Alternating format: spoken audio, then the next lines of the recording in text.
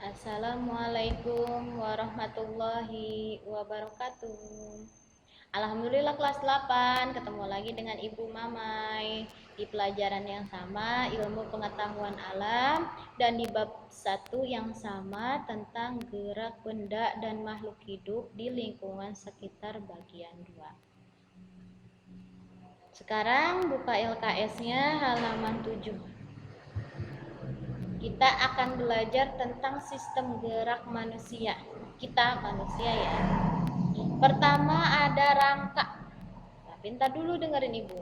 Masih lihat dulu LKS-nya halaman 7. Manusia merupakan makhluk hidup yang memiliki sistem gerak yang paling kompleks. Manusia memiliki alat gerak pasif dan alat gerak aktif. Kerjasama antara sistem gerak aktif dan gerak pasif ini akan menghasilkan gerakan yang dapat membuat manusia bergerak atau berpindah tempat. Sistem gerak manusia dibedakan menjadi sistem rangka, otot, dan hubungan antar tulang yang disebut sebagai persendian. Nah, pertama ada rangka. Lihat halaman 8. Sistem rangka pada manusia dibedakan menjadi rangka aksilar dan rangka apendikular. Berdasarkan letak tulang-tulang terhadap sumbu tulang, rangka aksilar adalah, garis bawahi ya, LKS-nya dilihat. Rangka aksilar adalah rangka yang terdiri atas rangka kepala, tulang belakang, tulang dada, dan tulang rusuk. Sudah garis bawahi? Sedangkan rangka apendikular terdiri atas gelang bahu, anggota gerak atas, gelang panggul, dan anggota gerak bawah. Sekarang masih lihat. A. Rangka aksilar. Rangka aksilar, rangka yang terdiri atas rangka kepala. Pertama ada rangka tengkorak. Tengkorak itu kepala, ya. Tengkorak itu kepala, bagian kepala disebutnya tengkorak. Tengkorak terdiri dari dua bagian utama, yaitu tengkorak bagian kepala, tengkorak bagian muka. Tengkorak bagian kepala berfungsi untuk melindungi, sedangkan tengkorak bagian muka berfungsi untuk melindungi mata dan organ-organ pada muka. Yang kedua, tulang belakang.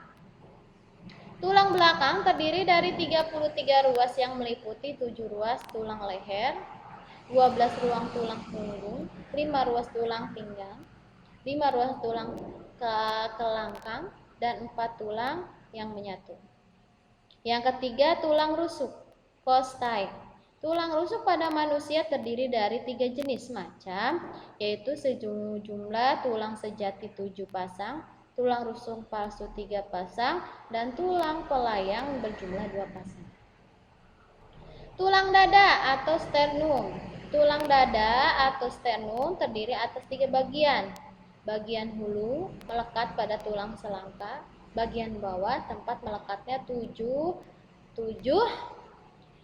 pasang tulang rusuk sejati. Itu bagian dari rangka aksilar. B. Rangka apendikular. Dibagi ada tulang gelang bahu, tulang gelang panggul, rangka anggota gerak atas itu tangan. Rangka anggota gerak atas itu tangan, rangka anggota gerak bawah yaitu kaki. Ya. Tinggal kamu baca bagian-bagiannya. Jenis-jenis tulang. Jenis-jenis tulang ada tulang pipa, tulang pipi, dan tulang pendek, dan tulang tak beraturan. Tulang pipa tinggal kamu baca, pokok semuanya ada materinya di LKS, tinggal kamu baca.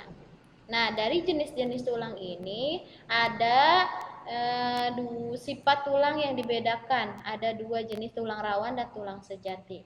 Tulang rawan atau kartilago ya, tersusun atas sel-sel tulang rawan, serabut, kolagen, dan matris. Penyusun sel-selnya disebut kondroblast. Ya, tinggal kamu baca. Dibagi lagi ada 2 tulang sejati atau osteon. Tinggal kamu baca ya. Sekarang selanjutnya sendi. ya. Bagian kedua udah pernah pasti belajar antara kelas 5 atau kelas 6. Ya, sendi peluru, sendi engsel, sendi putar, sendi pelana, sendi geser, ya. Sendi peluru adanya di mana tinggal kamu baca, sendi engsel adanya seperti bagaimana tinggal kamu baca di LKS, ya. Lebih dipahami lagi. Otot. Pertama, otot ada dibagi dulu. Ada jenis-jenis otot. Ada otot polos, otot lurik, otot jantung. B-nya gerak pada otot, ada ekstraksi efleksi, abdukasi eduksi, supinasi pronasi, depresi evaluasi. Tinggal kamu baca, ya. Yang keempat, gangguan dan kelainan pada sistem gerak. Kelainan bentuk tulang belakang seperti, lihat nanti semuanya ada di LKS. Sekarang lihat halaman 11. Kelainan bentuk tulang seperti skoliosis. Bentuk seperti huruf S tulang belakangnya karena kelainan pada tulang belakang. Terus lordosis, tapi lurus, bagian atasnya seperti membungkuk, itu disebutnya lordosis. Kiposis, semuanya seperti membungkuk. Jadi kelainan pada bentuk tulang dibagi 3, tulang belakang, skoliosis, lordosis, kiposis. Tinggal lihat di LKS. Gangguan pada tulang sistem gerak yang selanjutnya fraktur atau sering disebutnya dengan patah tulang yang disebabkan biasanya oleh kecelakaan. Yang C, rakitis, penyakit yang karena kekurangan vitamin D. Penyakit ini mengakibatkan bentuk kaki seperti menyilang, kakinya seperti menyilang atau kaki seperti berjalannya seperti huruf O, ya. Yang D, atrofi, penyakit yang mengecil otot sehingga kemampuan untuk berkonsentrasinya menghilang. Yang E, dislokasi, pergeseran tulang atau otot akibat kecelakaan atau faktor lain. Itu tinggal kamu baca lagi. Yang kelima, upaya menjaga kesehatan sistem gerak pada manusia, apa saja caranya? Berhenti kebiasaan membunyikan sendi. Suka lupa tuh kan, metekin tangan, tek. Nah, takutnya sendi dalam tangan itu tergeser. Jadi jangan terlalu sering, ya. Sering minum minuman yang mengandung kalsium, susu, ya. Dan jumlahnya yang cukup karena jika berlebihan kalsium dapat merusak ginjal. Olahraga teratur dengan kurun waktu 30 menit yang dilakukan secara terjadwal. Hati-hati dalam melakukan pendaratan saat melompat, ya. Hindari makanan yang banyak mengandung zat purin, contohnya makanan yang tidak dimasak terlebih dahulu. Nah, tinggal kamu baca lagi di LKS, ya. Lanjut. Sistem gerak pada hewan. Ada hewan dibagi gerak hewan dalam air, gerak hewan di udara, gerak hewan di darat. Lihat halaman 13. Ya, tinggal kamu baca. Semoga bisa dipahami dengan membaca dalam keadaan seperti ini. Semoga paham, semoga selalu semangat belajar di rumahnya. Tetap bersabar, semoga kita bertemu, bertatap muka belajar lagi di sekolah. Lanjut.